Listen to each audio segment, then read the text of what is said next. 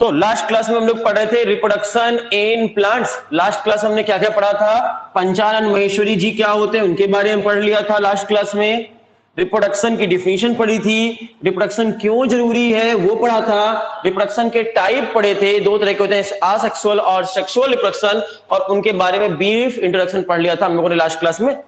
आज की क्लास में स्टार्ट करते हैं। पहला टाइप जो था रिप्रोडक्शन का वो क्या है? Asexual reproduction. असेक्सुअल रिप्रोडक्शन, इसको हम आगे पढ़ते हैं। असेक्सुअल रिप्रोडक्शन के बारे में पढ़ते हैं। तो पहले होता है इस असेक्सुअल रिप्रोडक्शन में कितने पेरेंट इन्वॉल्व होंगे? पेरेंट होंगे या पेरेंट्स होंगे? तो पहला है ओनली वन पेरेंट इन्वॉल्व। पहली बात आपको पता है, ओनली वन पेरेंट इन्वॉल्व होंगे इस प्रोसेस में। असेक्सुअल रिप्रोडक्शन में गैमेट का फॉर्मेशन होगा कि नहीं होगा? गैमेट का फ्यूजन होगा कि नहीं होगा? तो गैमेट का फॉर्मेशन और गैमेट का फ्यूजन नहीं होगा। Gamete formation and fusion does not take place. Gamete formation भी नहीं होगा। स्पर्म बनेगा क्या? ओवा बनेगा क्या? नहीं बनेगा। Gamete formation and fusion does not take place, इस प्रोसेस में नहीं चलेगा। Does not take place. अगर असेक्सुअल रिप्रोडक्शन हो रहा होगा तो गैमेट का ना तो फर्टिलाइजेशन होगा, ना फॉर्मेशन होगा, ना कुछ होगा। इतनी सी बात पता चल गई थी। तीसरी बात, बनने वाला ऑर्गेनिज्म अपने पेरेंट्स की क्या होगा?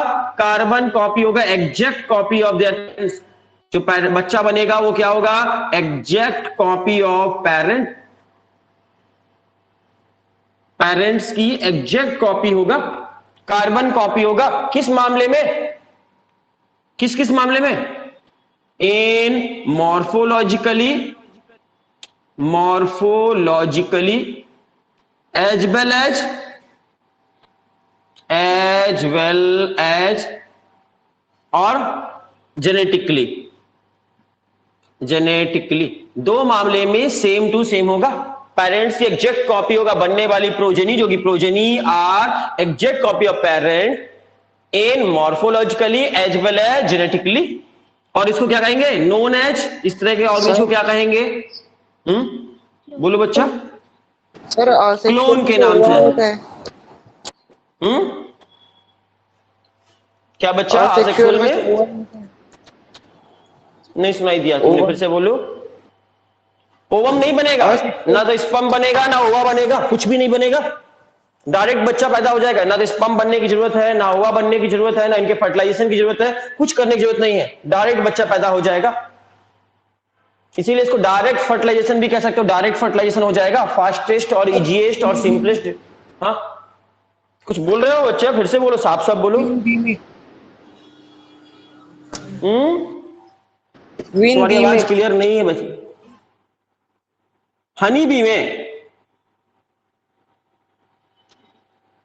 हनी बी में फर्टिलाइजेशन मेल गैमेट बनेगा क्या? मेल गैमेट बना क्या? पहला क्वेश्चन, मेल गैमेट बना क्या? स्पर्म बना क्या? नहीं बना। फ्यूजन हुआ क्या? सर फिर फीमेल गैमेट में फीमेल गैमेट बना, ठीक है, लेकिन हमने क्या बोला? गैमेट का फॉर्मेशन और फ्यूजन के बाद बच्चे पैदा हो तो सेक्सुअल रिप्रोडक्शन।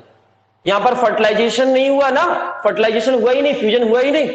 मेल और फीमेल गैमेट का फ्यूजन नहीं हुआ, सिर्फ फीमेल गैमेट बना, वो भी ओनली फीमेल गैमेट बना, मेल गैमेट बना ही नहीं। तो मेल और फीमेल गैमेट दोनों बनने चाहिए थे ना, और दोनों के फ्यूजन के बाद बच्चे पैदा होने चाहिए, तब सेक्सुअल रिप्रोडक्शन कहेंगे। ठीक है, तुमने जो कहा पार्थेनोजेनेसिस वाला, पार्थेनोजेनेसिस असेक्सुअल रिप्रोडक्शन का टाइप है, स्पेशल टाइप है। उसमें सिर्फ फीमेल गैमेट बनता है लेकिन फर्टिलाइजेशन नहीं होता, मेल गैमेट नहीं बनता, फ्यूजन नहीं होता। ओके सर, क्लियर है? हाँ, पार्थेनोजेनेसिस जब भी होगा, पार्थेनोजेनेसिस जो हनी बी का एग्जांपल आपके दिमाग में आ रहा है, पार्थेनोजेनेसिस में फीमेल गैमेट तो बन जाता है लेकिन मेल गैमेट नहीं बनता और फ्यूजन नहीं होता। ठीक है, इतना बात समझ में आया? क्लोन की डिफिनेशन मालूम चल गई। क्लोन हमेशा किसे कहेंगे? जो मॉर्फोलॉजिकली और जेनेटिकली सेम ऑर्गेनिज्म हो उसे हम क्या बोलते हैं? क्लोन के नाम से जानते हो। क्लोन सेक्सुअल रिप्रोडक्शन में बनेंगे क्या? सेक्सुअल रिप्रोडक्शन में असेक्सुअल रिप्रोडक्शन में। अब क्वेश्चन पूछते हैं असेक्सुअल रिप्रोडक्शन किस में पाया जाता है। आज की क्लास स्टार्ट करते हैं। असेक्सुअल रिप्रोडक्शन किस ऑर्गेनिज्म में देखने मिलता है? तो आपको स्टार्टिंग से पढ़ते हैं। आपने 5 किंगडम क्लासिफिकेशन पढ़ा था, याद है किसी बच्चे को? 5 किंगडम क्लासिफिकेशन याद है? कौन कौन से किंगडम होते हैं? Monera, protista, fungi, Plantae, Animalia. तो एक एक करके पढ़ते हैं। आपसे क्वेश्चन पूछा जाए किंगडम मोनेरा के ऑर्गेनिज असेक्सुअल रिप्रोडक्शन करेंगे कि नहीं करेंगे? मोनेरा के ऑर्गेनिज करेंगे। प्रोटिस्टा के ऑर्गेनिज असेक्सुअल रिप्रोडक्शन करते हैं। फंजाई भी असेक्सुअल रिप्रोडक्शन करता है। प्लांट्स में भी असेक्सुअल रिप्रोडक्शन होता है। सिर्फ कौन सा किंगडम है जिसमें असेक्सुअल रिप्रोडक्शन जनरली नहीं पाया जाता? एनिमलिया। एनिमलिया। तो मोस्ट ऑफ द एनिमल कैसे रिप्रोडक्शन करते हैं? आपके most of the animal sexual reproduction करते हैं। मोनेरा, प्रोटिस्टा, फंजाई और प्लांटी के ऑर्गेनिज असेक्सुअल रिप्रोडक्शन करेंगे या नहीं करेंगे? करेंगे या नहीं करेंगे? यस और नो? असेक्सुअल रिप्रोडक्शन करते हैं या नहीं करते? करते हैं। मोनेरा और प्रोटिस्टा के ऑर्गेनिज कैसे हैं? यूनिसेलुलर है, मल्टी सेलुलर है? फंजाई और प्लांटी कैसे हैं? आपने पढ़ा हो 5 किंगडम क्लासिफिकेशन, अगर याद आ रहा हो तो आप याद कर लो। किंगडम मोनेरा के मेंबर और प्रोटिस्टा के मेंबर यूनिसेलुलर थे, और ये दोनों क्या हैं? मल्टी सेलुलर है। थोड़ा थोड़ा याद आ रहा क्या? तो यूनिसेलुलर हम बोले तो मतलब कौन कौन से किंगडम की बात कर रहे हैं? अगर हम यूनिसेलुलर वर्ड यूज करेंगे तो कौन कौन सा किंगडम की बात कर रहे हैं हम? मोनेरा और प्रोटिस्टा की बात कर रहे हैं। जब भी हम यूनिसेलुलर कहीं पर बोलेंगे तो समझना किंगडम मोनेरा की बात कर रहे हैं और किंगडम प्रोटिस्टा की। तो पढ़ते हैं एनसीईआरटी लाइन। एनसीईआरटी बुक में लिखता है कि यूनिसेलुलर ऑर्गेनिज जो है, यूनिसेलुलर ऑर्गेनिज या सिंगल सेल ऑर्गेनिज जो है, उनमें मेनली असेक्सुअल रिप्रोडक्शन करते हैं। अपने बच्चे असेक्सुअल रिप्रोडक्शन से करते हैं, पैदा करते हैं। अब एनसीईआरटी क्या लिखा? यूनिसेलुलर ऑर्गेनिज जो है, सेलुलर ऑर्गेनिज्म जो है वो बच्चे पैदा कैसे करते हैं? तो यूनिसेलुलर ऑर्गेनिज जो है वो बच्चे पैदा करने के लिए कौन सा मेथड यूज करते हैं? Asexual reproduction. असेक्सुअल रिप्रोडक्शन के अंदर कौन सा करते हैं? तो वो करते हैं फीजन। आपने पढ़ा है बहुत अच्छे से आगे पहली क्लास में। और क्या करते हैं? बडिंग। तो आपसे क्वेश्चन पूछा जाए बडिंग और फीजन किस में देखने मिलता सबसे ज्यादा? फीजन सबसे ज्यादा किसमें देखने मिलेगा? यूनिसेलुलर ऑर्गेनिज की पहचान है। और बडिंग या फीजन सेक्सुअल रिप्रोडक्शन है कि असेक्सुअल है? जब भी फीजन होगा या बडिंग होगी उस समय गैमेट बनते हैं क्या? गैमेट का फ्यूजन होता है क्या? No sir. नहीं। हाँ, सिंपल सा डिवीजन है, सेल डिवीजन हो जाता है। सिंपल सेल डिवीजन है। और एक ऑर्गेनिज से 2 ऑर्गेनिज, सिंगल सेल ऑर्गेनिज में आपके जनरली ऐसा ही होता है। तो आपके सिंगल सेल ऑर्गेनिज जो होते हैं वो उसमें, जैसे कि किंगडम मोनेरा के ऑर्गेनिज जो है, प्रोटिस्टा के ऑर्गेनिज जो है, उनमें सेल डिवीजन हुआ तो वही ग्रोथ है और वही रिप्रोडक्शन है। आपसे क्वेश्चन नीट में आ सकता है ये, कब ग्रोथ और रिप्रोडक्शन सेम होता है? Growth is equal to reproduction कब होगा? ये कंडीशन पढ़ा भी चुके हैं क्लास 11th में आपको। कब? यूनिसेलुलर ऑर्गेनिज्म में जब सेल डिवीजन होता है तो इसी घटना को ग्रोथ कहते हैं और इसी घटना को सेल डिवीजन कहते हैं। सेल का नंबर बढ़ना ग्रोथ है कि नहीं है? आपके बॉडी में 10 लाख सेल थी, अब 15 लाख सेल हो गई, नंबर ऑफ सेल बढ़ी, मतलब ग्रोथ हुई या नहीं हुई? सेल नंबर बढ़ना ग्रोथ है कि नहीं है? बताओ। मेरी बॉडी में अगर 10 लाख सेल थी, कुछ महीनों के बाद मेरी बॉडी में 11 लाख सेल हो गई, मतलब मेरी बॉडी में क्या हुआ? ग्रोथ। ग्रोथ हुआ। नंबर ऑफ सेल बढ़ना ग्रोथ है। लेकिन यूनिसेलुलर ऑर्गेनिज के शरीर में नंबर ऑफ सेल बढ़ेंगी तो नंबर ऑफ ऑर्गेनिज बढ़ जाएगा कि नहीं बढ़ जाएगा? मेरी बात ध्यान समझना। अगर नहीं समझ पाए हो बच्चों तो क्लास 11th में पढ़ा कर आए थे पहला चैप्टर में, जिनको नहीं समझ में आया था वहां पर वो यहां समझ ले। सोचना, मेरे बॉडी में पहले 10 लाख सेल थी, अभी 11 लाख सेल हो गई, नंबर ऑफ सेल बढ़ी या नहीं बढ़ी? बड़ी बढ़ी या नहीं बढ़ी? ग्रोथ हुआ या नहीं हुआ मेरी बॉडी में? हुआ हुआ। क्या पहले कितने पारस थे? आज से 1 महीने पहले जब 10 लाख सेल थी तब कितने पारस जैन थे? एक। कितने थे गिनती में? 1 था। अब 11 लाख सेल हो गई तो कितने पारस हो गए? एक ही है। तो नंबर ऑफ ऑर्गेनिज बढ़ा या नहीं बढ़ा? नंबर ऑफ ऑर्गेनिज बढ़ा कि नहीं बढ़ा? गिनती में ऑर्गेनिज बढ़ा नंबर में कि नहीं बढ़ा? मतलब रिप्रोडक्शन कहलाएगा कि नहीं कहलाएगा? मेरे बॉडी में सेल का नंबर बढ़ना रिप्रोडक्शन होगा या नहीं होगा? No sir. नहीं होगा। मल्टी सेलुलर ऑर्गेनिज के शरीर में अगर सेल का नंबर बढ़ता है तो सिर्फ वो ओनली ग्रोथ है।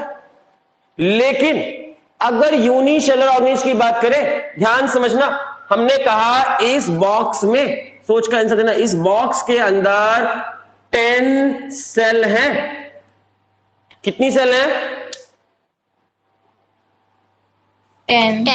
10 सेल हैं। बैक्टीरिया की 10 सेल हैं। तो बताइए कितने बैक्टीरिया होंगे? गिनती बताइए बैक्टीरिया की।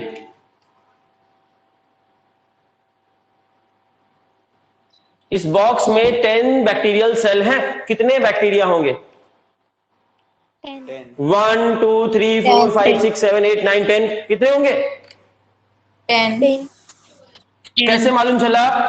बैक्टीरिया कैसा ऑर्गेनिज्म है? Unicellular organism. जैसे शरीर में कितनी सेल होती है टोटल? उसके बॉडी में एक बैक्टीरिया के शरीर में कितनी सेल होंगी? 1। 2 बैक्टीरिया के शरीर में 2, 3 बैक्टीरिया के शरीर में 3, तो 10 सेल कितने बैक्टीरिया में होंगी? मतलब यहां पे नंबर ऑफ बैक्टीरिया कितने हैं? 10 बैक्टीरिया हैं। समझ में आ रही बात? अगर ये 10 से 11 हो गए, नंबर ऑफ सेल डिवीजन हुआ और सेल डिवीजन करके 10 सेल से 11 सेल बन गए, तो नंबर ऑफ सेल बढ़ी कि नहीं बढ़ी? सेल का नंबर बढ़ा कि नहीं बढ़ा? Yes sir. ग्रोथ हुई कि नहीं हुई? ग्रोथ हुई कि नहीं हुई? सेल का नंबर बढ़ना ग्रोथ कहलाता कि नहीं कहलाता? ग्रोथ हुई। अब कितने बैक्टीरिया हो गए? 10 ही बैक्टीरिया रहेंगे यहां पर कि 11 बैक्टीरिया हो जाएंगे? 11 हो गए। 11। मेरी बात समझ रहे हो? यूनिसेलुलर ऑर्गेनिज्म में सेल का नंबर बढ़ना ग्रोथ भी है और सेल का नंबर बढ़ने से ऑर्गेनिज का नंबर भी बढ़ जाता है, इसीलिए उसे रिप्रोडक्शन भी कहते हैं। यूनिसेलुलर ऑर्गेनिज्म में अगर सेल डिवीजन होगा तो वही ग्रोथ है और वही रिप्रोडक्शन है।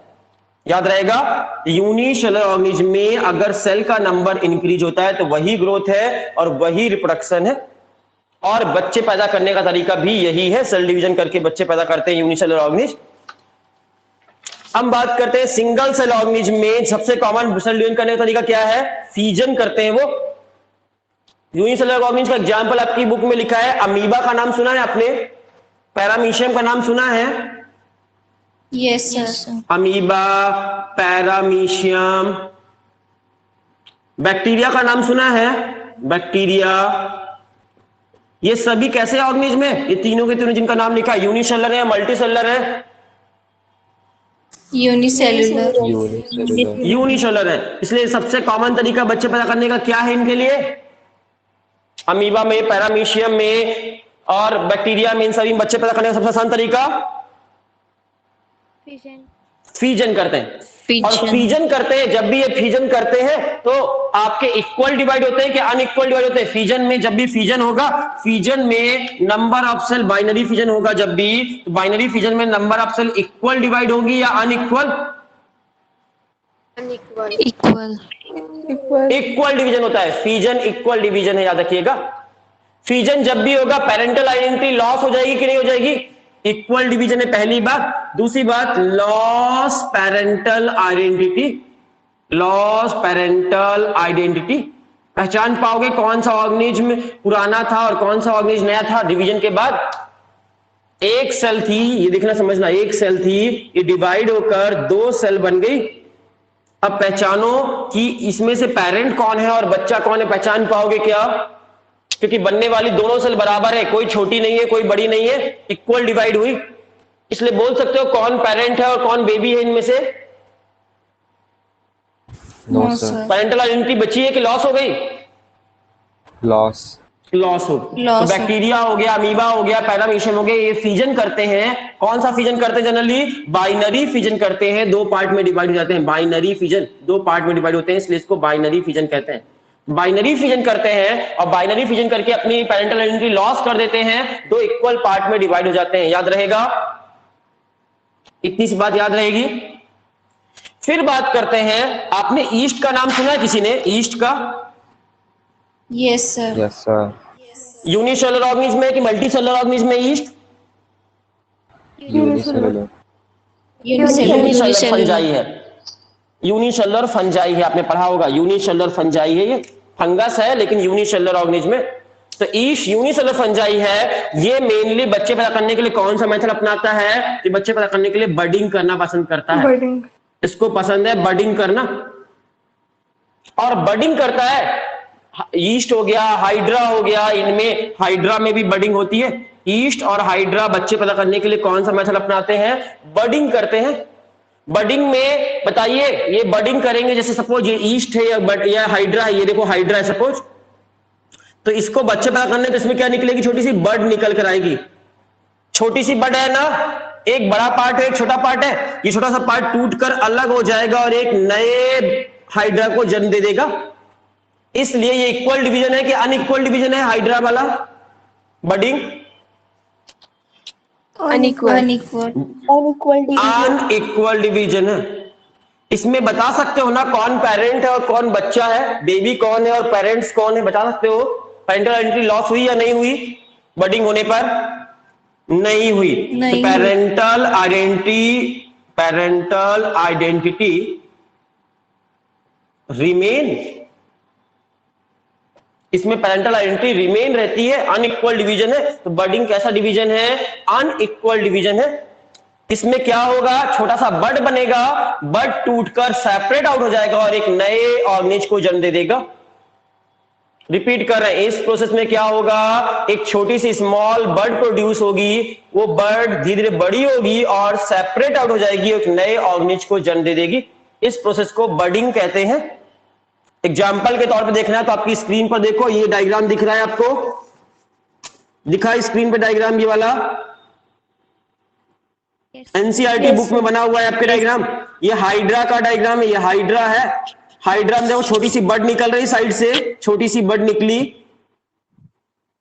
हाइड्रा में, और ये छोटी सी बड जो निकल रही वो टूट कर अलग हो जाएगी, पानी में गिर जाएगी, तो एक नए हाइड्रा को जन्म दे देगी। इसलिए ये कैसा डिवीजन हुआ? इक्वल डिवीजन कि अनइक्वल डिवीजन? दो बराबर बॉडी टूटी या अलग छोटा बड़ा टूटा? अनइक्वल डिवीजन है। इसमें कौन सा पेरेंट है और कौन सा न्यू इंडिविजुअल है पहचान सकते हो ना? सेपरेट अलग अलग कर सकते हो ना? तो क्वेश्चन आपसे पूछा गया, जल्दी समझना, आसेक्सुअल रिप्रोडक्शन किसमें देखने मिलता है? यूनिसेलुलर ऑर्गेनिज्म में आसेक्सुअल रिप्रोडक्शन होता है कि नहीं होता? हाँ होता है। बैक्टीरिया में, पहला क्वेश्चन है, बैक्टीरिया में कौन सा सेल डिवीजन होता है? बैक्टीरिया में बच्चे पैदा करने का तरीका बताइए। Binary fission. अमीबा में बाइनरी फिजन, पैरामीशियम में बाइनरी फिजन। याद रहेगा। इसमें पेरेंटल आइडेंटिटी लॉस हो जाएगी कि नहीं हो जाएगी? हाँ हो जाएगी। बॉडी दो इक्वल पार्ट में डिवाइड हो जाएगी। बाइनरी फिजन नाम से मालूम चला, दो पार्ट में डिवाइड हो जाएगी, इक्वल पार्ट में। ईस्ट और हाइड्रा में कौन सी डिवीजन होगा? बडिंग। याद रहेगा। आपसे क्वेश्चन क्या होता है? कॉलम मैच करने के लिए आते हैं, एक तरफ लिख देगा आपको कई सारे ऑर्गेनिज्म के नाम और दूसरे उसमें मोड ऑफ रिप्रोडक्शन मैच करना रहता है। कर लोगे मैच। अमीबा में कौन सा डिवीजन होगा जनरली? Binary fission. हाँ, वेरी गुड। इतनी बात आपको समझ में आ गई। तो इतना समझ में आ गया कि बडिंग जब होगी तो पेरेंटल आइडेंटिटी रिमेन रहती है। ईस्ट में आपको बडिंग देखने मिलेगा। अब आपकी बुक कहती है अमीबा के बारे में और आगे बात करती है आपकी बुक। अमीबा का ही एग्जाम्पल लेती है आपकी बुक में। तीसरा बात कहती है अमीबा का एग्जाम्पल लेती है। अमीबा को अगर अनफेवरेबल कंडीशन मिली, फेवरेबल मिली कि अनफेवरेबल? अनफेवरेबल कंडीशन मिली। अनफेवरेबल कंडीशन मतलब जो चाहिए वो या उसके उल्टा, जो चाहिए वो मिली या उससे वो ना मिली, तब क्या कहलाएगी? अनफेवरेबल। जब नहीं मिली थी। हाँ, उसको जो चाहिए वो ना मिले, हाँ उसको जो चीज चाहिए वो ना मिले तो उस कंडीशन को कहेंगे अनफेवरेबल कंडीशन मिलेगी। तो अमीबा में जितने भी सूडोपोडिया होंगे वो सारे सूडोपोडिया को विड्रॉ कर लेगी। पहला काम, इसको रफ कर दे, स्क्रीन को रफ कर दे एक बार, सुनना ध्यान से। अमीबा में क्या होगा? अमीबा के बारे में जानना, अगर अमीबा को अनफेवरेबल कंडीशन में रख दिया गया, अनफेवरेबल कंडीशन में रख दिया गया तो क्या होगा? अगर अमीबा को अनफेवरेबल कंडीशन में रखा गया तो पहला काम करेगा कि अपने सारे सूडोपोडिया को विड्रॉ कर लेगा। सूडोपोडिया को क्या कर लेगा? विथड्रॉ कर लेगा, वापस बुला लेगा, अंदर घुसा लेगा। सोचो, अगर आपको, ध्यान समझना, कछुआ का एग्जांपल याद करो। कछुआ को अनफेवरेबल कंडीशन मिलेगी तो अपनी मुंडी बाहर निकाल लेगा कि अंदर घुसा लेगा? क्या करता कछुआ? बाहर में आप उसको डंडे से मार रहे होगे कछुए को, तो अपनी मुंडी बाहर निकाल लेगा कवच से, हाथ पैर, या अंदर घुसा लेता है? अंदर। कछुआ देखा है टॉटरॉय? अंदर घुसा लेगा। अनफेवरेबल कंडीशन मिलेगी तो अंदर घुसा लेगा। तो वैसे ही अमीबा क्या करेगा? अपने नकली हाथ पैर जो है, फॉल्स ब्लड सूडोपोडिया कहते हैं, अपने सारे सूडोपोडिया को अंदर कर लेगा, सूडोपोडिया को विड्रॉ कर लेगा। पहली घटना है। दूसरी घटना, सिक्रीट 3 लेयर हार्ड कवरिंग, अपने चारों तरफ 3 लेयर, कितने लेयर? अमीबा अपने चारों तरफ 3 लेयर की हार्ड कवर बना लेगा। दूसरा काम क्या करेगा? सिक्रीट 3 लेयर हार्ड कवरिंग, अपने चारों तरफ 3 लेयर हार्ड कवर बना लेगा। कितनी लेयर बनाएगा? 3 लेयर्स। 3 लेयर। हार्ड बनाएगा कि सॉफ्ट रहेगी वो लेयर? हार्ड। हार्ड कवर बना लेगा। और इस हार्ड कवर को किस नाम से जानेंगे? सिस्ट के नाम से जानते हैं। Cyst, CYST। हार्ड कवर बना लेगा जिसे हम सिस्ट के नाम से जानते हैं। तो क्या बनाएगा? सिस्ट बनाया कि नहीं बनाया? सिस्ट किसे कहते हैं? अमीबा के चारों तरफ 3 लेयर की हार्ड कवर बनती है, उस हार्ड कवर को ही सिस्ट कहते हैं। सिस्ट सॉफ्ट होता है कि हार्ड होता है? पहला क्वेश्चन। हार्ड। हार्ड होता है। कितने लेयर का होता है? 3 लेयर। 3 लेयर्ड। फेवरेबल कंडीशन में बनता अमीबा में कि अनफेवरेबल कंडीशन में मिलता है? Unfavourable condition. अनफेवरेबल कंडीशन में मिलता है। Very good. तो अब अपने आप को सिस्ट के अंदर घुसा लिया, और सिस्ट के अंदर घुस गया, इसलिए इस प्रोसेस को क्या कहेंगे? अमीबा कहां है अभी? इनसाइड द सिस्ट है। इस प्रोसेस को क्या कहेंगे? तो आपको बोलेंगे secrete 3 layer hard covering around 8, अपने चारों तरफ, और नोन एज, उसे अब किस नाम से जानेंगे? Known as. अब अमीबा के चारों तरफ सिस्ट है, इसलिए क्या बोलेंगे? इंसिस्टेशन कहेंगे कि नहीं कहेंगे? इस प्रोसेस को क्या हो गया? इंसिस्टेशन हो गया। इन मतलब अंदर, CYST, सिस्ट के अंदर चला गया, सिस्टेशन। इस प्रोसेस का नाम क्या होगा? सिस्ट के अंदर घुसने की प्रोसेस। अमीबा जब सिस्ट के अंदर घुसता है तो इस प्रोसेस को क्या कहते हैं? इंसिस्टेशन के नाम जानते हैं। ENCYSTATION। इंसिस्टेशन कब होगा? फेवरेबल कंडीशन में कि अनफेवरेबल कंडीशन में? Unfavourable condition. Unfavourable condition. Unfavourable condition में इंसिस्टेशन का फॉर्मेशन हो जाता है। इंसिस्टेशन नाम की प्रोसेस होती है जिसमें अमीबा 3 लेयर हार्ड कवर के अंदर घुस जाता है। कब तक अंदर घुसा रहेगा? कछुआ कब तक अंदर घुसा रहेगा? अपने हार्ड कवर के अंदर कब तक घुसा रहता है कछुआ? बताइए। आपने डंडे से मारा कछुआ को, कछुआ अंदर घुस गया अपने कवर के अंदर, हार्ड कवर के अंदर। कब तक घुसा रहेगा अंदर में? कब बाहर निकलेगा? बताओ कब बाहर निकलेगा कछुआ? नहीं पता? When favorable condition return,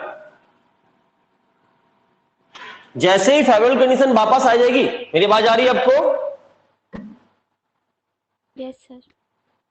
हाँ, जैसे ही फेवरेबल कंडीशन वापस से आ जाएगी तो अमीबा अपशिष्ट से बाहर निकल आएगा कि नहीं निकल आएगा? तो जैसे ही, लेकिन बाहर कैसे निकलेगा? सुनना ध्यान से। जैसे ही फेवरेबल कंडीशन आएगी व्हेन फेवरेबल कंडीशन अक्कर, जैसे फेवरेबल कंडीशन आएगी पहला काम करेगा अमीबा डिवाइड हो जाएगा, और इस बार कौन सा डिवीजन करेगा, when favourable condition return then amoeba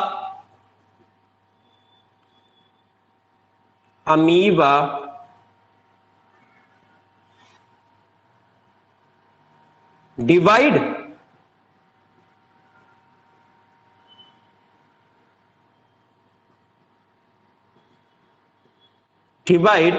by, कौन सी प्रोसेस करेगा, यहां पर कौन सा डिवीजन होगा बताइए, आपको ऑप्शन देते हैं, बाइनरी फ्यूजन, मल्टीपल फ्यूजन या फिर बडिंग, क्या करेगा यहां पर, क्वेश्चन नीट में आ सकता है क्वेश्चन, मल्टीपल फ्यूजन करेगा, वेरी गुड, मल्टीपल फ्यूजन करेगा, कौन सा फ्यूजन करेगा, मल्टीपल फ्यूजन।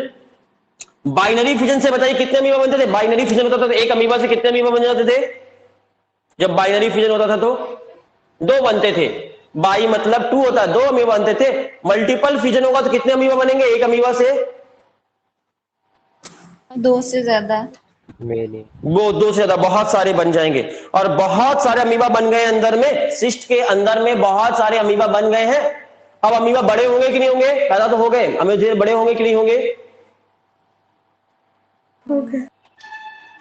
अब धीरे धीरे अमीबा बड़ा होने करेंगे, तो अभी बहुत छोटे छोटे अमीबा बने, मेनी अमीबा प्रोड्यूस हो गए, प्रोड्यूस मेनी माइन्यूट अमीबा, बहुत छोटे छोटे अमीबा बने, बहुत सारे अमीबा बने, मल्टीपल फ्यूजन किए, और क्या समझा आपने, when favourable condition return then amoeba divide by multiple fusion किया, और बहुत सारे एंड फॉर्म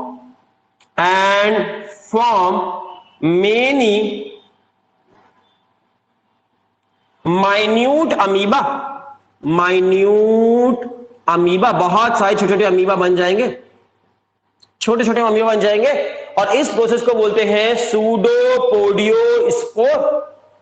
इस घटना को क्या कहते हैं, क्या हुआ, सूडोपोडियोस्पोर के नाम से जानेंगे, इस घटना को सूडोपोडियोस्पोर के नाम से जानेंगे।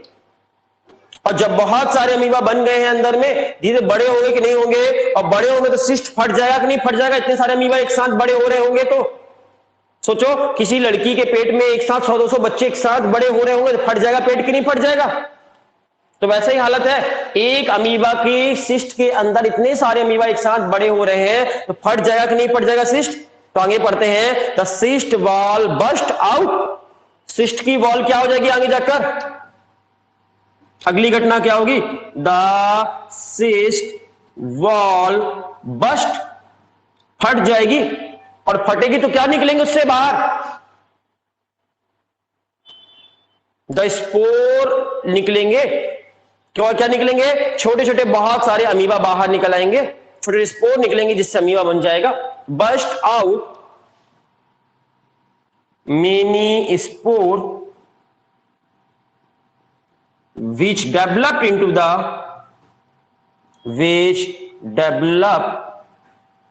the अमीबा, जिससे बहुत सारे अमीबा बन जाएंगे। ये सारी घटना, आधी घटना कब हुई, अनफेवरेबल कंडीशन में, आधी घटना कब हुई, फेवरेबल कंडीशन में, और इस पूरी घटना को क्या कहेंगे, this phenomena is known as sporulation कहेंगे, इस घटना को, जो स्पोर बाहर निकल रहे हैं, स्पोर के बाहर निकलने की घटना को क्या कहेंगे, this process is known as sporulation. तो देख पाए अमीबा में मल्टीपल फ्यूजन होता है या नहीं होता, इस पूरी घटना के बाद ये बताइए, इतना समझने के बाद अमीबा में मल्टीपल फ्यूजन होता है कि नहीं होता, पहला क्वेश्चन। Yes sir. और बाइनरी फ्यूजन यस दोनों होता है, अमीबा बाइनरी फ्यूजन भी करता है और मल्टीपल फ्यूजन भी करता है। कब बाइनरी फ्यूजन करेगा, कब मल्टीपल फ्यूजन करेगा अमीबा, कैसे डिसाइड करेगा कि अब मुझे बाइनरी फ्यूजन करना चाहिए या मल्टीपल फ्यूजन करना चाहिए, अगर फेवरेबल कंडीशन मिली तो क्या होगा, बाइनरी फेवरेबल कंडीशन में बाइनरी फ्यूजन, और अनफेवरेबल कंडीशन में मल्टीपल फ्यूजन। Multiple fusion. कौन कौन सी घटनाएं यहां पर हुई, पहली घटना हुई सूडोपोडिया को विड्रॉ किया, दूसरी घटना हुई इंसिस्टेशन किया, अपने चारों तरफ सिस्ट बनाया। तीसरी घटना किया मल्टीपल फिजन किया, और चौथी घटना थी सूडोपोडियोस्पोर बनाया और सूडोपोडिया आपके स्पोर को रिलीज किया। इस घटना को स्पोरुलेशन कहते हैं। ये सारी की सारी घटनाएं अनफेवरेबल कंडीशन में अमीबा करता है। तो अमीबा में बच्चे पैदा करने का तरीका देख लिया आपने। नॉर्मल कंडीशन पे बाइनरी फिजन करके बच्चे पैदा करता है, और अनफेवरेबल कंडीशन आने पर ये सारी घटनाएं करता है। इस तरह बच्चे पैदा करता है। कोई दिक्कत अमीबा में बच्चे पैदा होते देखे आपने? किसी को दिक्कत अमीबा में बच्चे पैदा करते देखते होते हुए देखने में? सर बोलो। सर वो स्यूडोपोडियोस्पोर वो स्ट्रक्चर है कि वो प्रोसेस है? सूडोपोडियोस्पोर जो है, सूडोपोडियोस्पोर, इस घटना में जब आपके मल्टीपल फ्यूजन होता है तो इसके अंदर बहुत सारे स्पोर होते हैं। किसके अंदर? एक अमीबा के सिस्ट के अंदर। अमीबा के सिस्ट के अंदर बहुत सारे स्पोर होते हैं। इस स्ट्रक्चर को सूडोपोडियोस्पोर कहते हैं। सूडोपोडियोस्पोर स्ट्रक्चर है, और स्पोर के बाहर निकलने की प्रोसेस को स्पोरुलेशन कहेंगे। खत्म हो गया आपका ये अमीबा के बारे में इतना पढ़ डाला। तो हमने यूनिसेलुलर ऑर्गेनिज्म में कैसे बच्चे पैदा होते हैं ये पढ़ लिया। इसमें कोई दिक्कत यहां तक पढ़ने में? डायग्राम आपकी एनसीईआरटी बुक के पेज नंबर 5 में देखिए। अगर आपके पास एनसीईआरटी बुक है तो पेज नंबर 5 में ये डायग्राम दिख रहा है आपको, एक लंबा सा। ये क्या है बताइए? ये अमीबा है। अमीबा देखो, ये अमीबा है, दिख रहा है। ये अमीबा और बड़ा हुआ, फिर बीच से दो पार्ट में डिवाइड हो रहा है। ये हो गया और इस तरह दो अमीबा बन गए। एक अमीबा से दो अमीबा बनते हुए दिख रहा है डायग्राम में। तो बताइए कौन सा डिवीजन हुआ अमीबा में? कौन सा डिवीजन हुआ? एक अमीबा से दो अमीबा बने तो कौन सा डिवीजन है? क्या है ये? इस घटना को क्या कहेंगे? बाइनरी फिजन है। बाइनरी और दोनों अमीबा जो नए अमीबा बने हैं, दोनों नए दिख रहे हैं। ये दोनों एक पुराना एक नया है? दोनों नए दिख रहे हैं। मतलब पेरेंटल आइडेंटिटी लॉस हो गई। ये पुराना था, ये पुराना था, ये पुराना था, लेकिन यहां से दोनों नए हो गए, दो डॉटर सेल बने। इस घटना को बाइनरी फिजन कहेंगे। कोई दिक्कत? ये डायग्राम बाइनरी फिजन को इंडिकेट करता है। अब अगला डायग्राम देखेंगे। ये आपकी एनसीईआरटी की स्क्रीन पे बना हुआ, एनसीईआरटी बुक पर बना हुआ डायग्राम देख पा रहे हो? ये डायग्राम किसका है? ईस्ट का। ये ईस्ट है। ईस्ट की पेरेंट सेल थी, ये उसमें छोटी सी बड निकली, बड और बड़ी हुई, बड और बड़ी हुई और टूटकर अलग हो जाएगी, और दो आपके बन जाएंगे, दो ईस्ट बन जाएंगे। दो ईस्ट बन गए, एक ईस्ट से दो ईस्ट बन गए। ये कौन सी घटना का डायग्राम है? ये वाला बडिंग। ये दोनों यूनिसेलुलर ऑर्गेनिज्म है जिनमें बडिंग हो रही है, और आपका अमीबा में भी बाइनरी फिजन हो रहा था। फिजन और बडिंग देख पाए? कोई दिक्कत? इतना समझ गए हो तो आगे चलते हैं। आपकी एनसीईआरटी बुक कहती है कि अब बाकी ऑर्गेनिज्म में क्या होगा। मोनेरा समझ लिया हमने, प्रोटिस्टा समझ लिया, अब फंगस की ओर चलते हैं। मोनेरा पूरे पढ़ लिए, प्रोटिस्टा पूरे पढ़ लिए, फंगस ने ईस्ट को पढ़ लिए। बाकी फंगस कैसे बच्चे पैदा करते हैं? तो बाकी फंगस जो है वो आसेक्सुअल रिप्रोडक्शन करने के लिए क्या करते हैं बताइए? किंगडम आपने बायोलॉजिकल क्लासिफिकेशन चैप्टर पढ़ा था, आंसर दीजिए। फंगस या फंजाई आसेक्सुअल रिप्रोडक्शन कैसे करेंगे? आसेक्सुअल रिप्रोडक्शन कैसे करेंगे? क्या बनेगा इनमें आसेक्सुअल रिप्रोडक्शन करने के लिए? किसी को याद है? फंगस में आसेक्सुअल रिप्रोडक्शन करने के लिए क्या बनते हैं? वेरी गुड, स्पोर बनेंगे। क्या फॉर्मेशन करेंगे? स्पोर का फॉर्मेशन करेंगे।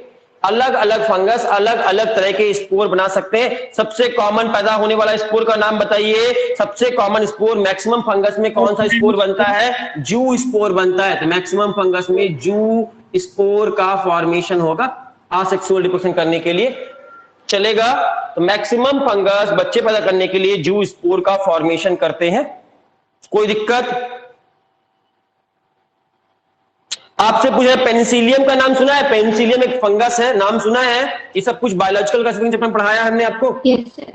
पेनिसिलियम। पेनिसिलियम नाम का एक फंगस है, ये भी एक फंगस है, और ये असेक्सुअल रिप्रोडक्शन करने के लिए क्या बनाता था, याद करो, किसी को याद हो तो, पढ़ चुके हैं पहले हम।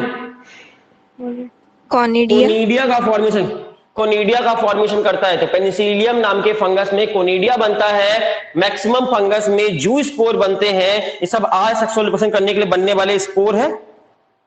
कोई दिक्कत, कोई दिक्कत बच्चों यहां तक समझने में? No sir. बहुत अच्छी बात है। स्पॉन्ज, स्पॉन्ज का नाम सुना है आपने? स्पॉन्ज में रिप्रोडक्शन करने के लिए क्या बनेगा? स्पॉन्ज में, स्पॉन्ज में असेक्सुअल रिप्रोडक्शन करने के लिए स्पॉन्ज में क्या बनते हैं? स्पॉन्ज में गैम्यूल का फॉर्मेशन होता है, गैम्यूल नाम का स्ट्रक्चर बनता है। तो आपसे अब क्वेश्चन पूछते हैं, जल्दी से आंसर दीजिएगा।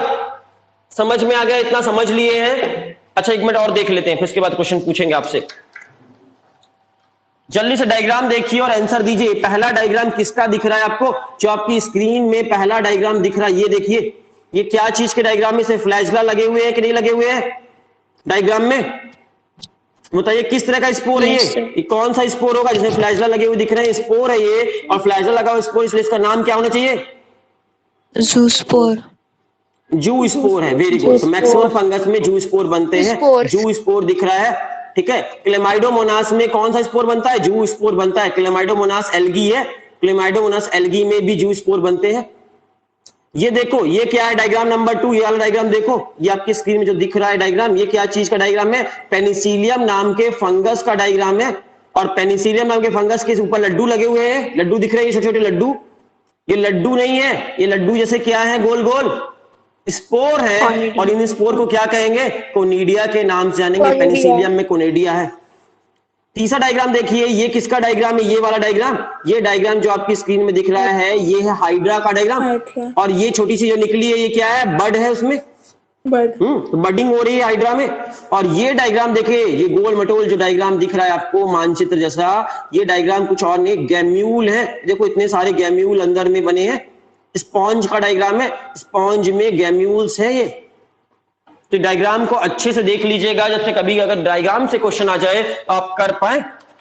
चलो अब जल्दी जल्दी हम एक साइड क्वेश्चन दे रहे हैं, आंसर देना है आपको।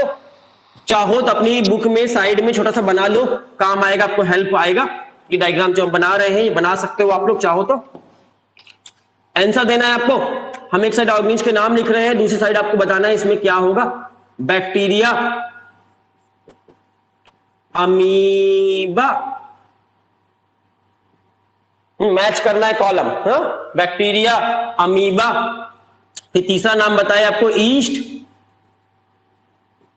चौथा बात कर रहे हैं फंजाई, फंजाई या एल्गी की बात कर ले रहे हैं। Algae, Chlamydomonas, CHYLA, Chlamydomonas. फिर बात कर रहे हैं स्पॉन्ज, पेनिसिलियम,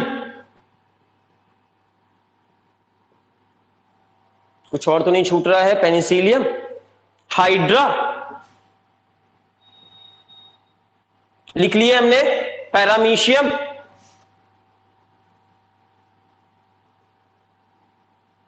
लिख लिए सारे ऑर्गेनिज।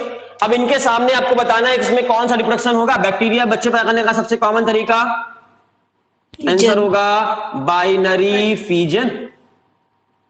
लिख लो सभी बच्चे, काम आएगा। अमीबा में binary fission plus binary fission, और क्या होगा? Multiple. Binary fission plus multiple fission भी होता है, इसमें दोनों होता है, मल्टीपल फीजन। ईस्ट में बडिंग सबसे कॉमन तरीका है बच्चे पता करने का, बडिंग। फंजाई में और क्लेमाइडोमोनास में, इन दोनों में मेनली इसमें होता है जू स्पोर का फॉर्मेशन होता है, जू स्पोर का फॉर्मेशन होता है इन दोनों में। स्पॉन्ज में गैम्यूल बनता है। पेनिसिलियम में, फंजाई में, पेनिसिलियम नाम के फंजाई में कोनिडिया का फॉर्मेशन होता है। हाइड्रा में बडिंग होता है। और पैरामीशियम में बाइनरी फिजन ही है, इसमें भी बाइनरी फिजन। ये आप लोग स्क्रीनशॉट ले सकते हो या डायग्राम बना सकते हो, जो आपको अच्छा लगे ये जल्दी से बना लो, ड्रॉ कर लो। दिख तो रही है स्क्रीन? दिख रही तो अच्छी बात, अगर ब्लर दिख रही तो मैं एक बार बोल देता हूं, आप सुन लो। बैक्टीरिया में बाइनरी फिजन, अमीबा में binary fission and multiple fission, east में बडिंग, फंजाई में जू स्पोर, क्लेमाइडोमोनास एक एल्गी है, इसमें भी जू स्पोर बनते हैं, स्पॉन्ज में गैम्यूल बनेगा, पेनिसिलियम के फंगस में कोनिडिया बनेगा, हाइड्रा में बडिंग होगी और आपके पैरामीशियम में बाइनरी फिजन होगा। जैसे याद करना वैसे याद करो, समझाया है हमने एक चीज आपको। अगर ये समझ में आ गया तो इतना ही पढ़ाया अभी तक हमने, आज की क्लास में हमने आपको इतना ही पढ़ाया है। किस ऑर्गेनिज्म में कौन सा फिजन होता है, मैच करने के लिए कॉलम कई बार आ जाते हैं, इनमें से कुछ नाम इधर के लिख देंगे, कुछ नाम इधर के, और match the column A to column B, ऐसे क्वेश्चन हो सकते हैं कभी कभी। सर अगर यहां तक प्लाज्मोडियम आपको पढ़ाएंगे सर, उसमें सर जूलॉजी वाले सर पढ़ाएंगे, यहाँ पर प्लाज्मोडियम इस चैप्टर में नहीं है बच्चा, प्लाज्मोडियम यहाँ पर इस चैप्टर में नहीं है। प्लाज्मोडियम आपको जूलॉजी वाले सर डिटेल में पढ़ाएंगे। प्लाज्मोडियम में पूरा आपका ह्यूमन हेल्थ एंड डिजीज में बहुत डिटेल में आएगा प्लाज्मोडियम, उसमें बच्चे कैसे पैदा होते हैं उसको हम नहीं पढ़ाएंगे यहाँ पर। मेरे एनसीईआरटी बुक में बिल्कुल जूलॉजी वाले पोर्शन में दिया हुआ है प्लाज्मोडियम के बारे में। चलो आगे चलते हैं, अगर इतना समझ में आ गया है तो और आगे चलते हैं।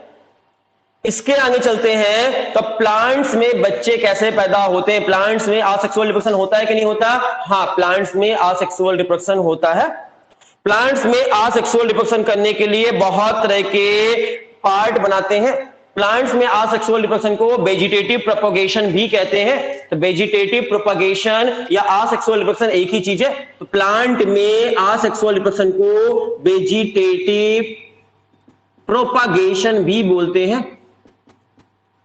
वेजिटेटिव प्रोपगेशन, कभी आपसे कोई पूछे वेजिटेटिव प्रोपगेशन का मतलब, आसेक्सुअल रिप्रोडक्शन ही होता है। तो वेजिटेटिव प्रोपगेशन मतलब आसेक्सुअल रिप्रोडक्शन ही है एक तरह का।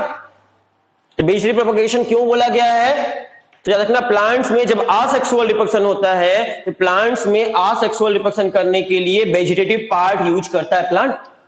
प्लांट के कौन से पार्ट से रिप्रोडक्शन होता है आसेक्सुअल रिप्रोडक्शन? वेजिटेटिव पार्ट से। प्लांट्स में दो पार्ट होते हैं, कौन कौन से? वेजिटेटिव और रिप्रोडक्टिव। प्लांट्स के जो पार्ट से रिप्रोडक्शन करता है उसे रिप्रोडक्टिव पार्ट कहते हैं, जिससे बच्चे पैदा करने के लिए जो होता है। जैसे कौन होता था सेक्सुअल रिप्रोडक्शन करने के लिए प्लांट में कौन सा पार्ट है? पढ़ा चुके हैं बच्चों 11th में, फ्लावर। तो अगर फ्लावर उसका सेक्सुअल पार्ट होगा और उसकी लीफ, उसका स्टेम, उसकी रूट कौन सा पार्ट है? वेजिटेटिव पार्ट है। तो याद रखिएगा वेजिटेटिव पार्ट अगर आपसे पूछा जाए तो कौन कौन से हो गए? लीफ आ जाएगी, इसमें स्टेम आ जाएगा, रूट आ जाएंगी। तो प्लांट्स के इन पार्ट से, वेजिटेटिव पार्ट से अगर बच्चे पैदा हो तो कौन सा रिप्रोडक्शन कहलाएगा? एसेक्सुअल। हाँ, आसेक्सुअल। आसेक्सुअल में क्या नाम रखेंगे? वेजिटेटिव पार्ट से हुआ बच्चा तो Vegetative reproduction. वेजिटेटिव प्रोपगेशन बोलेंगे। तो वेजिटेटिव प्रोपगेशन एक तरह का आसेक्सुअल रिप्रोडक्शन है। क्यों इसे वेजिटेटिव प्रोपगेशन बोला जाता है? क्योंकि वेजिटेटिव पार्ट मतलब लीफ, स्टेम, रूट से अगर प्लांट बच्चे पैदा करते हैं इसे वेजिटेटिव प्रोपगेशन कहेंगे। वेजिटेटिव प्रोपगेशन, उसके वेजिटेटिव पार्ट से बच्चे पैदा हो रहे हैं। अब किसी प्लांट में लीफ से या स्टेम से या रूट से बच्चे पैदा होते देखे हो? गुलाब का प्लांट याद है आपको? गुलाब, रोज याद है? रोज में बच्चे पैदा करने के लिए आप क्या करते हो? इसको रफ कर दे। रोज में बच्चे पैदा करने के लिए क्या करते हो? उसके प्लांट का स्टेम काटते हैं और स्टेम काट कर जमीन में गाड़ देते हैं, तो आपके एक नया तरह का प्लांट पैदा हो, नया प्लांट पैदा हो जाता है। मतलब रोज में कलम लगाते हैं, जो उसकी स्टेम काट कर लगाते हैं, तो बच्चा पैदा कैसे करते हैं रोज के प्लांट में? उसके स्टेम से बच्चा पैदा होता है। इसलिए कौन सा रिप्रोडक्शन हुआ? कौन सा रिप्रोडक्शन हुआ? सेक्सुअल की आसेक्सुअल? वेजिटेटिव हुआ, आसेक्सुअल रिप्रोडक्शन हुआ। Very good. वेजिटेटिव रिप्रोडक्शन हुआ। तो अलग अलग प्लांट्स में अलग अलग तरह से वेजिटेटिव रिप्रोडक्शन होते हैं। ध्यान से सुनना, कौन से प्लांट में कैसे होंगे। आपको एक कहानी सुनाते हैं पहले, नहीं कहानी बाद में सुनाते हैं, पहले आपको वेजिटेटिव रिप्रोडक्शन पढ़ाते हैं। वेजिटेटिव रिप्रोडक्शन करने के लिए अलग अलग प्लांट में अलग अलग तरह से बच्चे पैदा होते हैं। पहला एग्जांपल बता दिया हमने, पोटैटो का नाम सुना है, आलू? Yes, sir. बताइए, पोटैटो में सेक्सुअल रिप्रोडक्शन करते हैं या असेक्सुअल रिप्रोडक्शन करते हैं, या दोनों कर सकते हैं? कर तो दोनों सकते हैं, लेकिन हम बच्चे पैदा कैसे करते हैं, आलू कैसे लगाते हैं? आपके किसान देखे हो कभी किसी को आलू लगाते हुए, खेती करते हुए? Yes sir. पोटैटो की अगर देखे होगे तो आप देखना, पोटैटो को ही काट कर लगा देते हैं। पोटैटो खेती करने में जमीन के अंदर पोटैटो को ही गाड़ देते हैं। पोटैटो कौन सा पार्ट है प्लांट का? लीफ है, स्टेम है, रूट है, क्या है? Stem. खाने वाला पोटैटो जो खाते हो, स्टेम है। वेरी गुड, स्टेम से खेती की जाती है। और फूला हुआ स्टेम है, टेढ़ा मेढ़ा किसी भी शेप का होता है, इसलिए इसको ट्यूबर के नाम से जानते हैं। ट्यूबर, ब्रैकेट में लिख लो, स्टेम है। तो प्लांट में, पोटैटो में खेती करने के लिए कौन सा पार्ट यूज किया जाता है? पोटैटो में बच्चे पैदा करने के लिए कौन सा पार्ट यूज किया जाता है, बताइए? Stem. आंसर होगा ट्यूबर। स्टेम है, लेकिन स्टेम में कौन सा पार्ट है? ट्यूबर। ट्यूबर चलेगा? हाँ। सुगर केन, गन्ना देखे हो कभी? सुगर केन की खेती देखे हो कभी? सुगर केन, गन्ने की खेती होते देखे हो? गन्ने में बीज बोते हैं क्या खेती करने के लिए? No sir. नो तो सर। गन्ने की खेती करने के लिए क्या लगाया जाता है?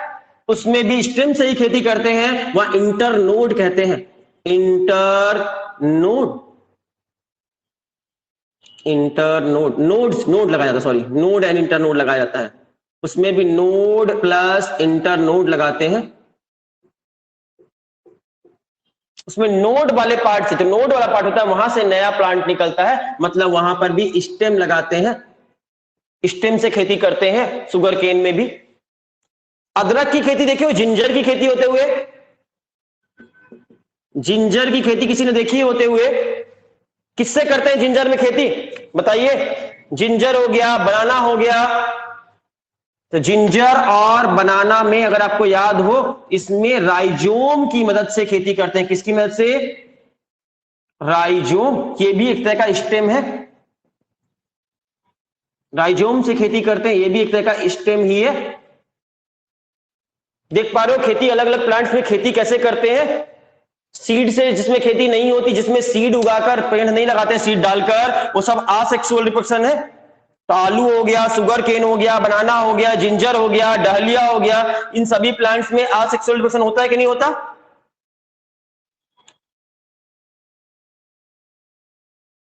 चलेगा? Yes sir. हाँ। सुगर केन में खेती किससे करते हैं? नोड से। इंटरनोड हटाना तो हटा दो, नोड वाला पार्ट जो उसमें गांठ होती है, जिसको हम नहीं खाते गन्ने का, उसी पार्ट से नया प्लांट निकलता है, नोड वाला पार्ट। वो भी स्टेम का पार्ट है। कोई दिक्कत है तक समझने में? No sir. सर बहुत अच्छी बात है। आपने प्याज, और प्याज में तो सीड से करते हैं। लहसुन, लहसुन में खेती होते देखे हो? लहसुन में बल्ब से खेती करते हैं। कुछ और प्लांट है, जैसे कि आपका लहसुन हो गया, गार्लिक, गार्लिक की खेती बल्ब से की जाती है। उसके नीचे जो बल्ब बनता है उससे खेती करते हैं कुछ प्लांट्स में। ब्रायोफाइलम का नाम सुना है आपने? ये एग्जाम में आने लायक है, ब्रायोफाइलम। इस प्लांट का नाम पता है आपको? Yes sir. ब्रायोफाइलम नाम के प्लांट्स में खेती कैसे करते हैं? किससे नया प्लांट उगता है? उसकी लीफ से। उसका लीफ जमीन में गिर जाता है, और लीफ के मार्जिन से, लीफ के कौन से पार्ट से? मार्जिन वाले पार्ट से, मार्जिन ऑफ लीफ ऐसा लिख देते हैं। लीफ के मार्जिन वाले पार्ट से, मार्जिन ऑफ लीफ से नए नए प्लांट निकलते हैं। लीफ के मार्जिन से छोटी बड निकलती हैं, और उससे नए नए प्लांट निकल आते हैं। कोई दिक्कत यहां तक समझने में? अगला चीज बोला जाएगा, प्लांट्स में इतना समझ में आया, अलग अलग प्लांट्स में बच्चे पैदा करने के लिए अलग अलग तरीके हैं। ये सारे के सारे सेक्सुअल रिप्रोडक्शन है कि असेक्सुअल रिप्रोडक्शन? जितना भी नाम लिखा है स्क्रीन में, ये सारे प्लांट्स में सेक्सुअल रिप्रोडक्शन से बच्चे पैदा करते हैं हम, कि असेक्सुअल रिप्रोडक्शन से? ये इस तरह बच्चे पैदा हो इन स्ट्रक्चर से, मतलब ट्यूबर, नोड, राइजोम, बल्ब और या मार्जिन ऑफ लीफ, इनसे जब भी बच्चे पैदा होंगे तो ये सब बच्चे सेक्सुअल रिप्रोडक्शन से हुए कि असेक्सुअल रिप्रोडक्शन से? Asexual. Asexual reproduction. और इस असेक्सुअल रिप्रोडक्शन को असेक्सुअल रिप्रोडक्शन ना बोल, क्या बोलना सही होगा? सही वर्ड इसके लिए क्या है? Vegetative propagation. propagation. Vegetative propagation. क्यों कहेंगे? क्योंकि इस वेजिटेटिव पार्ट से, प्लांट के वेजिटेटिव पार्ट से, लीफ, स्टेम, रूट से नया प्लांट निकल रहा है, ये वेजिटेटिव पार्ट से निकल रहा है, इसलिए इसको वेजिटेटिव प्रोपागेशन कहते हैं। चलेगा? वेजिटेटिव पार्ट से नए प्लांट पैदा हो तो इसको वेजिटेटिव प्रोपागेशन कहते हैं इस घटना को। और इन सारे प्लांट्स में वेजिटेटिव प्रोपगेशन करने के लिए स्ट्रक्चर बनते हैं, तो वेजिटेटिव प्रोपगेशन करने के लिए स्ट्रक्चर बनते हैं, इसलिए इसको वेजिटेटिव प्रोपाग्यूल्स बोल सकते हैं। क्या? वेजिटेटिव प्रोपाग्यूल्स। कोई दिक्कत ये वर्ड सुनने में? वेजिटेटिव प्रोपाग्यूल्स के नाम बताइए। आलू में वेजिटेटिव प्रोपाग्यूल्स कौन सा होगा? पोटैटो का ट्यूबर। ट्यूबर। बनाना में हाँ राइजोम। तो अलग अलग प्लांट्स में अलग अलग तरह के वेजिटेटिव प्रोपाग्यूल्स बन सकते हैं कि नहीं बन सकते? बन सकते हैं। वेजिटेटिव प्रोपाग्यूल्स का नाम है runner, sucker, rhizome, tuber, offset, bulb, ये सभी के सभी वेजिटेटिव प्रोपाग्यूल्स हैं। अब हम बात करते हैं अगला, लास्ट पढ़ते हैं, आज की क्लास का लास्ट पार्ट पढ़ते हैं। आपका एक प्लांट से मिलाते हैं। वैसे तो हमने आपको पढ़ाया हो, कभी ना कभी पढ़ाया होगा इस प्लांट के बारे में, अगर नहीं पढ़ा तो पढ़ लो, बहुत इंपॉर्टेंट है, कई बार मिलेगी कहानी।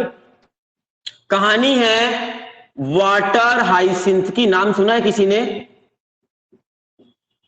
Yes, sir. Yes. Water hyacinth, spelling एक बार चेक कर लेना। वाटर हाइसिंथ की कहानी किसी ने सुनी कभी? हमने कभी बताई आपको? अगर नहीं बताई तो आज सुन लो। Water hyacinth, HYACINTH,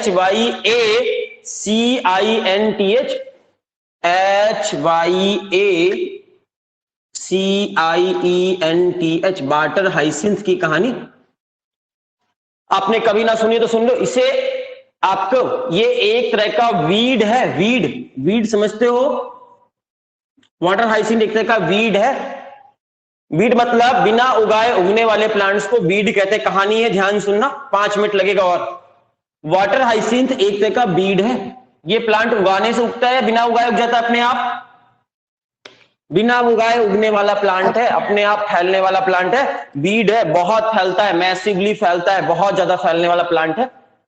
water hyacinth जो प्लांट है, इससे टेरर ऑफ बंगाल के नाम से भी जानते हैं। टेरर ऑफ बंगाल के नाम से भी जानते हैं। बंगाल का टेररिस्ट है ये, टेरर है आतंक, बंगाल का आतंक भी बोलते हैं, टेरर बोलते हैं। इसका टेरर है बंगाल में। क्यों? बंगाल में ये बहुत ज्यादा फैल गया, इतना फैल गया, पूरे बंगाल के लोग परेशान है। बंगाल तो जानते हो ना, कोलकाता तरफ जहां ममता बनर्जी है, कलकत्ता। तो कोलकाता, बंगाल में इसका बहुत ज्यादा आतंक है, इस प्लांट का। कौन से प्लांट का? वाटर हाइसिंथ का। क्यों? क्योंकि बहुत जल्दी जल्दी बच्चे पैदा करता है। इसका परेशानी क्या है? क्यों इसे डरते हैं लोग? बहुत जल्दी बच्चे पैदा करता है। कहां पर रहता है ये प्लांट? एक्वेटिक वीड है, पानी में रहता है। एक्वेटिक वीड है ये, एक्वेटिक प्लांट है, पानी में रहने वाला प्लांट। अगर आपके नदी में, तालाब में एक भी प्लांट आ गया तो अगले कुछ दिनों के अंदर ये हजारों लाखों हो जाएगा, कुछ दिनों में ही। तो ये बहुत जल्दी बच्चे पैदा करता है, इतनी जल्दी बच्चे पैदा करता है कि लोग इसे डरते हैं। पॉपुलेशन बहुत जल्दी अपनी बढ़ाता है, रिप्रोडक्शन फास्ट करता है ये, इसकी सबसे बड़ी परेशानी ये है। देखने में प्लांट कैसा दिखता है? बहुत सुंदर दिखता है, ब्यूटीफुल फ्लावर होता है इसका, लीफ और फ्लावर बहुत सुंदर होता है, ब्यूटीफुल लीफ होती है इस प्लांट की, लीफ बहुत सुंदर होती है, फ्लावर भी बहुत सुंदर होता है। और ब्यूटीफुल लीफ है, ब्यूटीफुल फ्लावर है, इसलिए लोग बाग, ब्रिटिशर्स इसको, अंग्रेज हमारे देश में जब आए थे तो अपने साथ लेकर आए थे, अपने गार्डन में लगाने के लिए, अपने उसमें पानी वाले तालाबों में लगाने के लिए। इसकी लीफ बहुत सुंदर थी, इसके फ्लावर बहुत सुंदर थे, इसको हमारे देश में लाया गया। हमारे देश का प्लांट है या फॉरेन से आया ये प्लांट? फॉरेन से आया है, हमारे देश का नहीं है, नेटिव प्लांट नहीं है यहाँ का, बाहर से आया है। और बाहर से आया, उसको इंडिया पसंद आया कि नहीं आया? इंडिया बहुत पसंद आया इस प्लांट को, इंडिया का क्लाइमेट बहुत ज्यादा पसंद आ गया, इतना पसंद आ गया कि ये प्लांट पूरे इंडिया में सारे नदी तालाबों में आज की डेट में फैल चुका है। आप कोई भी नदी तालाब नाला कहीं पे भी जाकर देख लेना, आपको ये प्लांट ऑलमोस्ट सभी जगह दिख जाता है आज की डेट में। सभी जगह ऑलमोस्ट ये प्लांट दिख रहा है आज की डेट में, नदी में, तालाब में, कहीं पर भी चले जाओ, नाला में, यहाँ तक कि पानी जहां भी इकट्ठा रहता है वहां पर ये प्लांट आपको आसानी से मिल जाएगा। इसकी प्लांट की लीफ बहुत सुंदर होंगी, फ्लावर भी बहुत सुंदर सुंदर होते हैं। ठीक है, परेशानी क्या है इस प्लांट की? परेशानी ये है कि पानी में बहुत फैल जाएगा, ब्लूम हो जाएगा पूरे पानी में, और जब बहुत सारा फैल जाएगा तो इसकी रूट जो होती है क्या करेगी, ये पानी में तैरती रहती है। तो अगला लाइन ध्यान समझना, it drain out oxygen from the water. ये पानी से क्या करेगा, ऑक्सीजन गैस को खींच लेगा, सारी ऑक्सीजन गैस को खींच लेता, ड्रेन आउट कर लेता है, सारी ऑक्सीजन को निकाल लेता है। और सारी ऑक्सीजन निकल जाएगी तो वाटर में ऑक्सीजन बचेगी कि नहीं बचेगी? वाटर में ऑक्सीजन का लेवल बहुत कम हो जाएगा, और वाटर में ऑक्सीजन का लेवल कम हो जाएगा तो क्या होगा? सोचो, आंसर सोचो। अगर पानी में डिजॉल्व ऑक्सीजन बहुत कम हो जाए, ड्रेन आउट कर ले सारी ऑक्सीजन को ये पेड़, तो पानी में ऑक्सीजन की कमी जाएगी तो क्या परेशानी आएगी?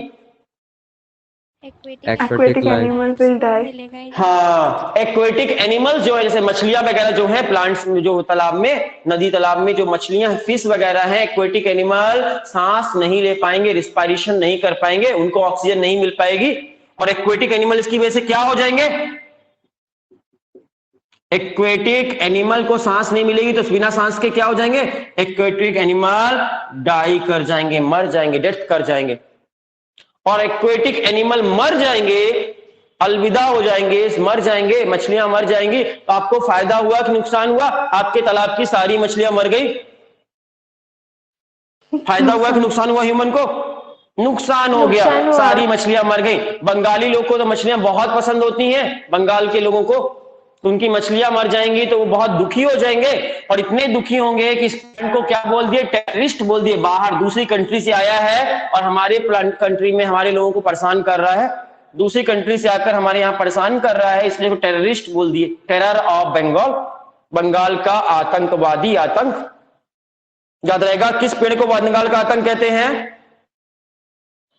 Water hyacinth. प्लांट का नाम Water hyacinth. वाटर हाइसिंथ को। Water hyacinth. क्यों?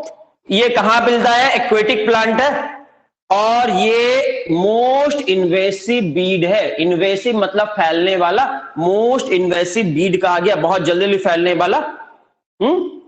ये इतनी जल्दी फैलता है, और फैलने के साथ भी करता क्या है? ये पानी से क्या निकलता है? ड्रेन कर लेता है, ऑक्सीजन गैस को ड्रेन आउट कर लेता है, और इसकी वजह से एक्वेटिक एनिमल मरने लग जाते हैं। इस प्लांट की लीफ और फ्लावर बहुत सुंदर होते हैं, इसीलिए इसको फॉरेनर्स, ब्रिटिशर्स हमारे देश लाए थे लगाने के लिए। कोई दिक्कत? अब क्वेश्चन ये है कि ये बच्चे जल्दी जल्दी पैदा क्यों करता है? तो याद रखना, बच्चे जल्दी पैदा क्यों करता है? आसेक्सुअल रिप्रोडक्शन कर लेता है जल्दी जल्दी, आसेक्सुअल रिप्रोडक्शन करके बच्चे पैदा करता है जल्दी जल्दी। सेक्सुअल रिप्रोडक्शन भी करता है, लेकिन मेनली आसेक्सुअल रिप्रोडक्शन करके बच्चे पैदा करता है। और इसमें आसेक्सुअल रिप्रोडक्शन करने के लिए कौन सा स्ट्रक्चर होता है? इसमें ऑफसेट नाम का स्ट्रक्चर होता है। ऑफसेट, क्या बोलते हैं इसको? ऑफसेट। याद रहेगा, आपसे कोई क्वेश्चन पूछे यहां पर लिख सकते हो इसी कॉलम को आगे बढ़ाकर। वाटर हाइसिंथ में बच्चे पैदा करने के लिए क्या होता है? Water hyacinth, HYACINTH, water hyacinth में बच्चे पैदा करने के लिए क्या होता है? ऑफसेट। ऑफसेट, याद रखना, ऑफसेट वो स्ट्रक्चर है जिससे जल्दी जल्दी बच्चे पैदा करता है, ये आसेक्सुअल रिप्रोडक्शन करता है। अब ऑफसेट देख लो कैसा दिखता है, देख लो आप एक बार, दिखाते हैं आपको। ये रहा ऑफसेट, पानी में ऐसा ऑफसेट होता है, ये रहा ऑफसेट हम जो बना रहे हैं, नीले रंग से जो बनाए हैं वो ऑफसेट है। और इस ऑफसेट में क्या लगी हुई होती हैं? ये सुंदर सुंदर मटकी शेप की ऐसे लीफ लगी होती है इस प्लांट में। देखो इतनी सुंदर सुंदर लीफ दिख रही है आपको इस प्लांट की, ब्यूटीफुल लीफ होती है। ये रूट लगी हुई है, ये क्या है? नीचे की ओर रूट लगी हुई है, देख पा रहे हो? ये मटकी शेप की ये डिजाइनदार लीफ है, ये बढ़िया सुंदर सुंदर लीफ होती है इस प्लांट में, और ये नीचे की ओर रूट लगी हुई है। देख पा रहे हो?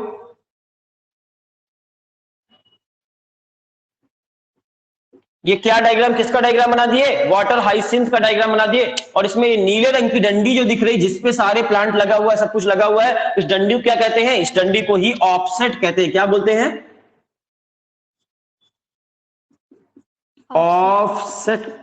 जब पानी बहुत तेज बहता है तालाब में, नदी में, कोई चोट लगी, किसी कारण से झटका लगा और ये डंडी बीच से टूट गई, ये टूट गई मान लो यहां से, तो ये इतना पार्ट अलग हो गया और ये पार्ट अलग हो गया। इस तरह अभी कितने आपके इस डायग्राम में बताइए, कितने आपको वाटर हाइसिंथ दिख रहे हैं यहां पर? कितने हैं ये? 1 है ये पूरे 1 है। लेकिन जैसे यहां से टूट गया, अब कितने हो गए? 2। बच्चा पैदा हो गया। जितनी तेज पानी बहेगा, बार बार पानी बहेगा और बार बार डंडी टूटती जाएगी, तो बच्चे पैदा होते जाएंगे। बस बच्चे पैदा करने का इतना आसान तरीका है, इससे आसान तरीका कुछ नहीं हो सकता। फिर ये बड़ा हो जाएगी डंडी, फिर पानी आएगा, फिर टूट जाएगा, फिर बड़ा हो जाएगा, फिर पानी आएगा, टूट जाएगा। टूट गया तो बच्चे पैदा हो गए। इतना आसान तरीका है। तो बच्चे पैदा करने के लिए क्या होता है? इसमें ऑफसेट नाम की डंडी होती है। फिर यहां से टूट गया, फिर 3 बच्चे हो गए। अब तो बार बार ये बड़ा होगा और फिर उसके बाद टूट जाएगा और इससे बच्चे पैदा करता रहता है। तो कुछ देर में एक भी अगर आपका वाटर हाइसिंथ आ गया पानी में, हजारों लाखों होने में ज्यादा टाइम लगेगा क्या? नहीं लगेगा। तो वाटर हाइसिंथ जो है ये आपका बीड है कि नहीं है? यूजफुल प्लांट हुआ कि हार्मफुल प्लांट हुआ? Harmful plant. Harmful plant Harmful है। plant. हाँ? क्या बच्चे पैदा करता जल्दी जल्दी करता है कि स्लो स्लो करता है? जल्दी जल्दी। जल्दी करता है। बच्चे पैदा करने के लिए से फास्ट और इन्वेसिव बच्चे पैदा करने के लिए इसके पास स्पेशल स्ट्रक्चर होता है जिसे कहते हैं ऑफसेट। Offset. ऑफसेट। समझ गए? ऑफसेट मतलब डंडी है, Offset. टूटती गई एक डंडी, नए बच्चे पैदा होते जाएंगे। और ये पूरी घटना है। इसका साइंटिफिक नेम वाटर हाइसिंथ तो हम लोग बोलते हैं बोलचाल की भाषा में, इसका रियल नेम है आइकॉर्निया। आइकॉर्निया कोई पूछे, वाटर हाइसिंथ पूछे, या फिर आपसे टेरर ऑफ बंगाल बोले, एक ही चीज है, तीनों एक ही प्लांट है। आइकॉर्निया या वाटर हाइसिंथ अलग अलग है कि सेम है? Same. सेम है। आइकॉर्निया साइंटिफिक नेम हो गया, वाटर हाइसिंथ बोलने चालने में हमें बोलचाल की भाषा में बोलते हैं, और टेरर ऑफ बंगाल इसको उपाधि दी गई है, बंगाल का टेरर। और इसके साथ साथ आपका आसेक्सुअल रिप्रोडक्शन पूरी तरह से खत्म हो गया। आसेक्सुअल रिप्रोडक्शन पूरी तरह से खत्म हो गया। नेक्स्ट क्लास में हम लोग सेक्सुअल रिप्रोडक्शन से स्टार्ट करेंगे।